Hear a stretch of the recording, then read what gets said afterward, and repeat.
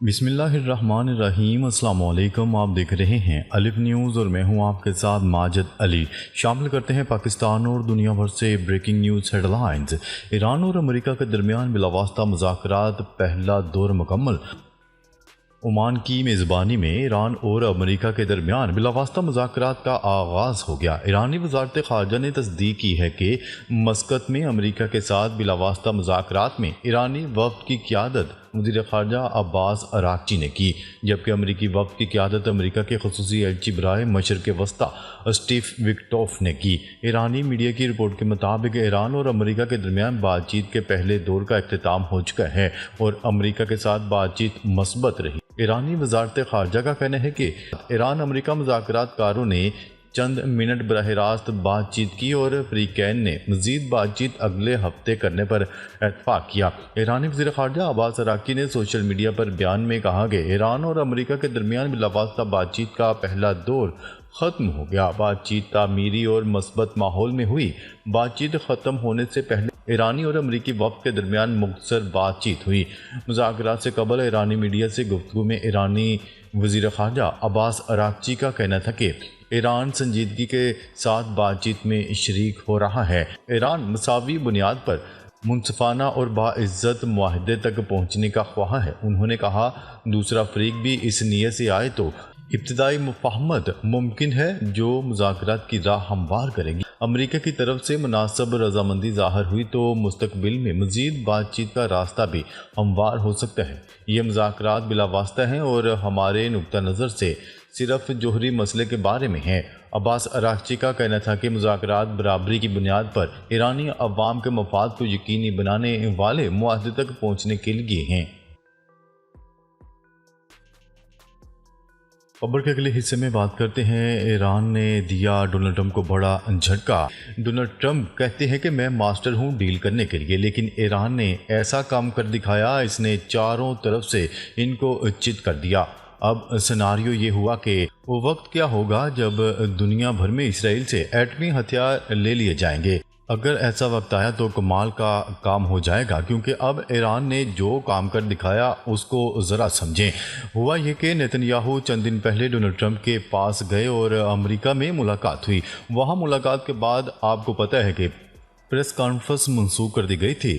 وہ تلخیوں بھری ملاقات تھی جس میں نیتن یاہو یہ سمجھ کر گئے تھے کہ میں گرین سگنل دوں گا اور امریکہ حملہ کر دے گا، لیکن ڈونلڈ ٹرمپ نے انکار کر دیا۔ بڑی تلخیاں ہوئیں اور کہا کہ میں حملہ نہیں کروں گا، میں فی الحال بات چیت کروں گا، اور کہا کہ میری ایران سے بات چیت ہو رہی ہے۔ اب اصل کام یہ ہوا، نیتن یاہو چلے گئے اور ڈونلڈ ٹرمپ نے پیغام دیا کہ جو بات چیت جاری ہے اس میں 60 دنوں کا وقت ہے۔ ایران نے اگر 60 دنوں کے اندر ڈیل کر لی تو ٹھیک ہے، ورنہ ایران پر حملہ کر دیں گے، ایران کی نیوکلیئر فیسلٹیز کو تباہ کر دیں گے۔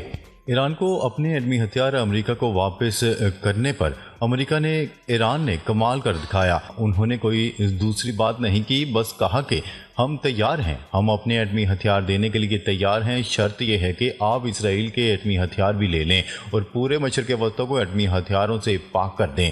ہم تیار ہیں، اگر ہمارے ایٹمی ہتھیار آپ کو لگتا ہے کہ تباہی مچائیں گے تو کیا اسرائیل کے ایٹمی ہتھیار نہیں مچائیں گے؟ یہ وہ شرط ہے جو دراصل ڈونلڈ ٹرمپ کے لیے بہت بڑی مشکل بن گئی، کیونکہ اس میں یاد رکھیں جو مذاکرات کروا رہا ہے وہ کوئی عام شخص نہیں، وہ دنیا کا طاقتور ترین ملک اور اس کا صدر روس اور پیوٹن ہے۔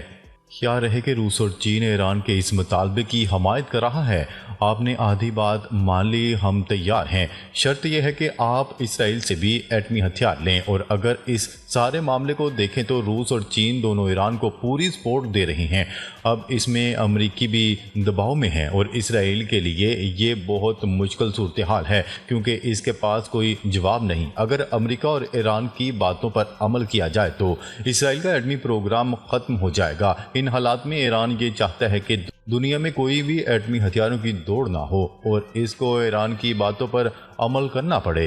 چین بھی مکمل طور پر ایران کی حمایت کر رہا ہے اور اس نے ایران کو تمام ضروری سہولیات فراہم کر دی ہیں۔ اس وقت جنگ کے سائرن دنیا بھر میں بج رہے ہیں اور اس کا اثر پورے عالمی سطح پر پڑ رہا ہے۔ दूसरी तरफ अमेरिका पनामा कैनाल में फौज उतारने के लिए तैयार है। वो चीन के खिलाफ तैयार हो रहा है और ताइवान के मसले पर भी आगे आ रहा है। अब सूरत हाल ये है कि ईरान के इत्तेहादी इस वक्त चीन के साथ खड़े हैं और चीन ईरान को टेक्नोलॉजी फराहम कर रहा है। अगर ये डील मनसूख हो जाती है तो फिर जंग के इम्कानात बढ़ जाएंगे। ईरान ने वाज़ेह तौर पर कह दिया है कि वो 60 दिन का इंतज़ार न करें, हम अभी फैसला सुनाते हैं। आयतुल्ला खामनाई पर इस वक्त शदीद दबाव डाला जा रहा है कि आप बातचीत करें, आप इनसे मामला तय करें। ईरान की शर्त यह है कि अमेरिका के सामने दो बातें रखें, पहले ये कि हम आपके साथ डील करने को तैयार हैं, लेकिन दूसरी तरफ ये है कि आप इसराइल से एटमी हथियार ले लें और इसके बाद हम अपने एटमी हथियार देने के लिए तैयार हैं। इस सूरत हाल में इसराइल को ये बात बहुत परेशान कुन महसूस हो रही है क्योंकि इसका वजूद ही एटमी हथियारों पर मुनहसर है। ईरान ने अपनी बात वाज़ह कर दी है कि हम इस सूरत में एटमी हथियार दे देंगे और अगर इसराइल ने हम पर हमला किया तो हम भी इनको जवाब देंगे। अब इसराइल के लिए ये सवाल पैदा हो गया है कि क्या वो एटमी हथियारों की दौड़ में शामिल होगा या नहीं। इस सूरत हाल में अमेरिका को शदीद दबाव का सामना है क्योंकि दुनिया के कई ममालिक इस बात की हमायत कर रहे हैं इसराइल से भी एटमी हथियार ले लिए जाएं ताकि मशरिक़ वस्ता में एटमी हथियारों की दौड़ का खात्मा हो सके। खबर के अगले हिस्से में बात करते हैं सऊदी वली-ए-अहद से बरतानवी वज़ीर-ए-आज़म का टेलीफोनिक रब्ता। सऊदी अरब के वली-ए-अहद शहजादा मोहम्मद बिन सलमान से बरतानिया के वज़ीर-ए-आज़म के स्टारमर ने टेलीफोनिक रब्ता किए है। मीडिया रिपोर्ट के मुताबिक टेलीफोनिक रब्ते के दौरान दोनों रहनुमाओं ने दो तरफ़ा ताल्लुकात और ताउन बढ़ाने समेत बाहमी दिलचस्पी के अमूर पर भी तबादला ख्याल किया। खबर के अगले हिस्से में बात करते हैं इसराइली फौज का गजा में हस्पताल पर हमला, अमारत खाली करने का हुक्म।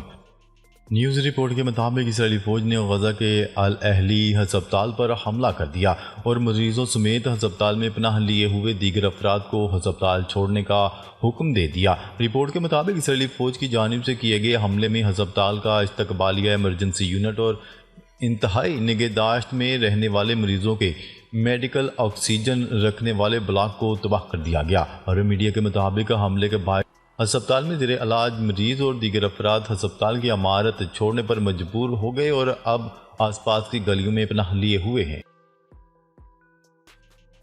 खबर के अगले हिस्से में बात करते हैं डोनाल्ड ट्रंप ने स्मार्टफोन, कंप्यूटर्स और इलेक्ट्रॉनिक दरामदात को जवाबी टैरिफ से छूट दे दी।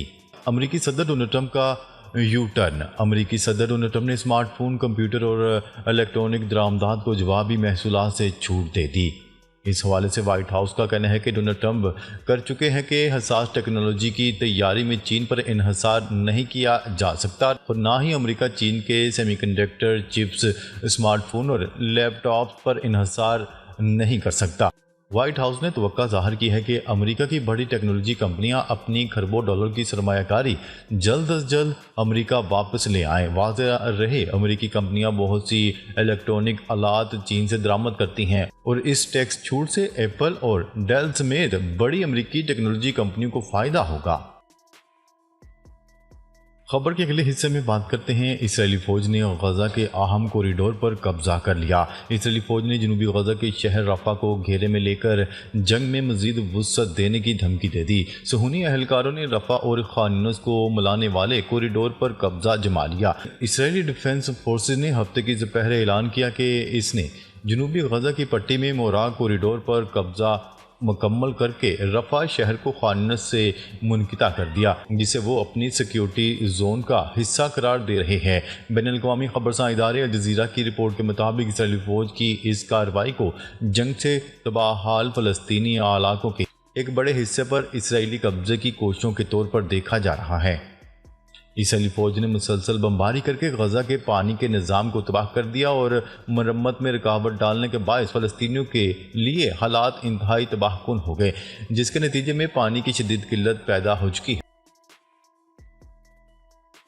خبر کے اگلے حصے میں بات کرتے ہیں بنگلہ دیش میں فلسطینیوں سے اظہار یکجہتی کے لیے بڑا مظاہرہ۔ بنگلہ دیش کے دارالحکومت ڈھاکہ میں فلسطینیوں سے اظہار یکجہتی کا بڑا مظاہرہ کیا گیا۔ تفصیلات کے مطابق ہفتے کے روز ڈھاکہ کے سہروردی پارک میں فلسطینیوں سے اظہار یکجہتی اور غزہ میں جاری اسرائیلی مظالم کے خلاف لوگوں نے بڑی تعداد میں اپنا احتجاج ریکارڈ کروایا۔ غیر ملکی خبرساں ادارے کی رپورٹ کے مطابق مظاہرے میں 1 لاکھ سے زائد افراد نے شرکت کی، جبکہ فلسطینی پرچم تھامے شرکاء کی جانب سے غزہ میں اسرائیلی جارحیت ختم کروانے کا مطالبہ کیا گیا۔ دوسری جانب اسرائیلی فوج نے غزہ کے علاقے رفح پر قبضہ کر کے اسے سیکیورٹی زون قرار دے کر علاقے کا محاصرہ کر لیا اور رفح کو غزہ پٹی سے علیحدہ کر دیا۔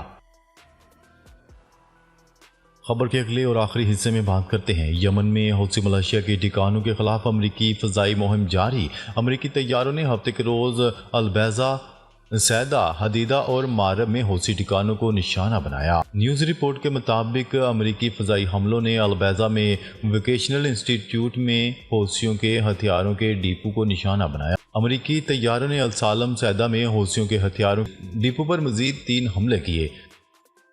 ناظرین، اب تک کے لیے اتنا ہی۔ مزید خبریں لے کر بہت جلد آپ کی خدمت میں حاضر ہوں گے۔ تب تک کے لیے اپنا خیال رکھیے گا۔ اللہ نگہبان۔